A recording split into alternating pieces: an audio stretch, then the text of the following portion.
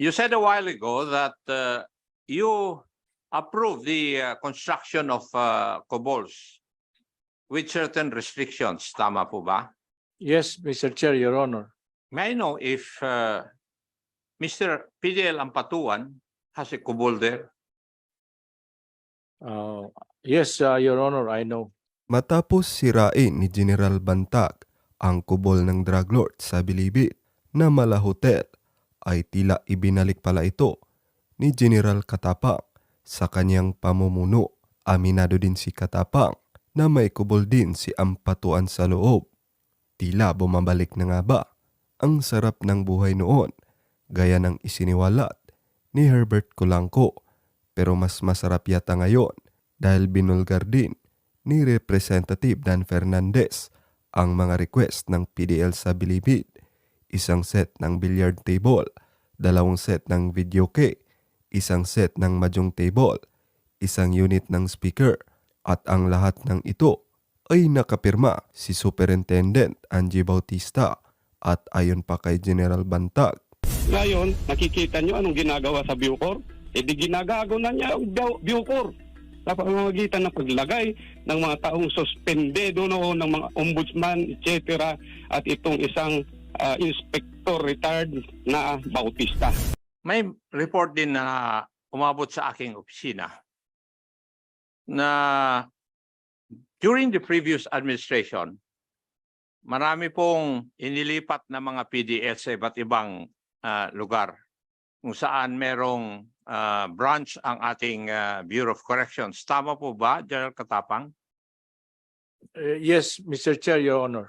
Pero ngayon, would it also be true that while you're transferring inmates in the Bilibid prison, you're also transferring inmates coming from the other branches of the Bilibid prison? Yes, Mr. Chair, Your Honor. Would you know na yung pag-transfer ng National Bilibid Prison, DATI, ay nagkakaroon ng pera yan? As a matter of fact, according to this report, 1 million kada isa ang bayad nila para sa special trip nila galing San Ramon, Zamboanga. Mr. Chair, Your Honor, unfortunately, I don't have any knowledge about that. Kindly look into this. Yes, Mr. Chair, Your Honor, I will look into that matter. You said a while ago that you approved the construction of KUBOLs with certain restrictions. Tama po ba? Yes, Mr. Chair, Your Honor. Sinunod po ba yung inyong restrictions? I know that they followed my instruction, Your Honor. Yes, Your Honor. Who were the officers that you instructed to implement your orders? Of course, the new Bilibid prison superintendent and down the line, Your Honor. Sino po sila? At that time, it was Angie Bautista, Mr. Chair, Your Honor. Thank you.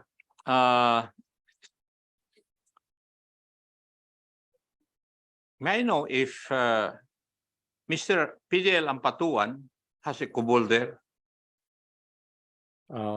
Yes, Your Honor, I know. Yes, sir. Nasa report din na ito, meron kayong maximum PX operating within. There's a PX in the maximum security. Maximum PX. I Yun don't. yung nasa report eh. Yes, sir. Yes, sir. Yes. IPX.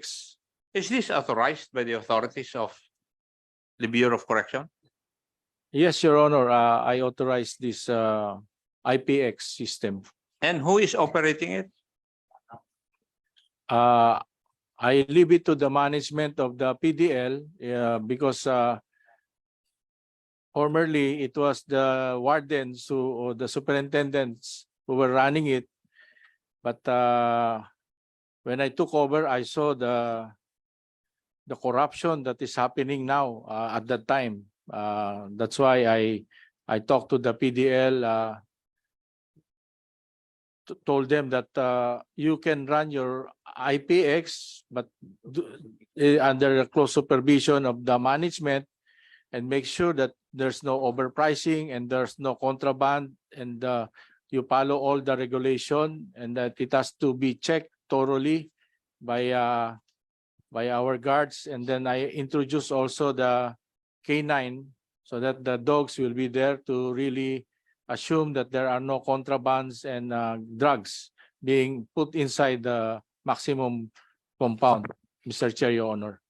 Thank you.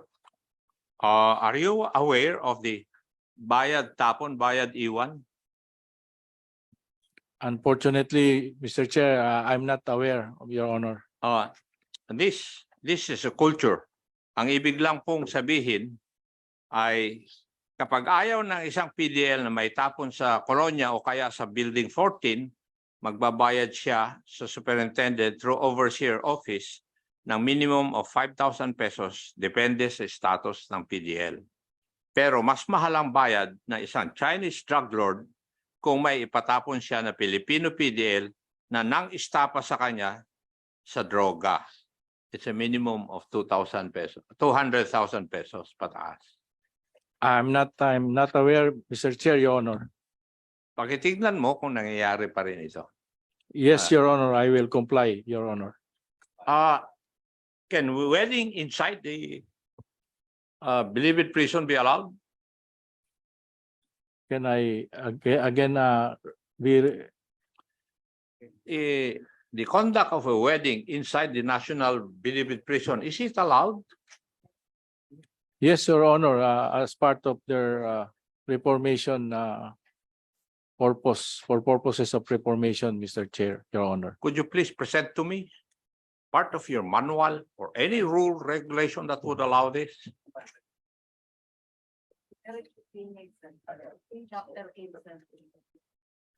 Chapter 8.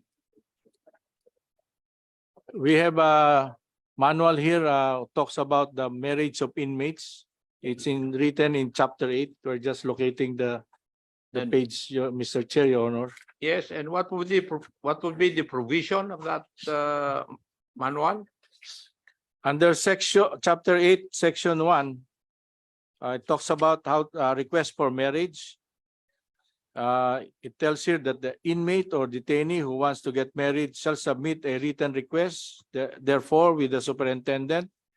The superintendent shall approve an inmate's request to marry except where a legal restriction of the marriage exists or where the proposed marriage presents a threat to the security or good order of the prison or for the protection of the public.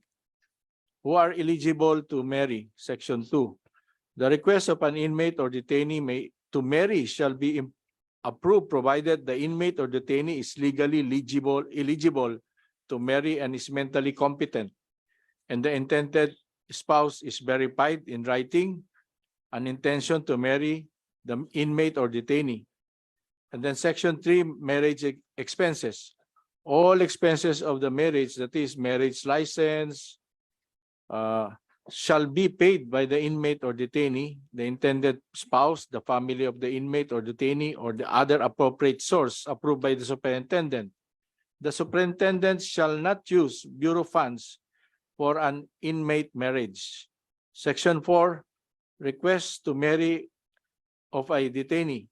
A request to marry which is filled or filed by a detainee shall include an assessment of legal effects of the marriage on his pending criminal case. Section 5, marriage ceremony when solemnized. The marriage Okay na. ceremony, yes, General, Mr. Chair. with your indulgence, okay na. Kasi may mga magtatanong pa eh. Now, let's go to Gerald Arrow.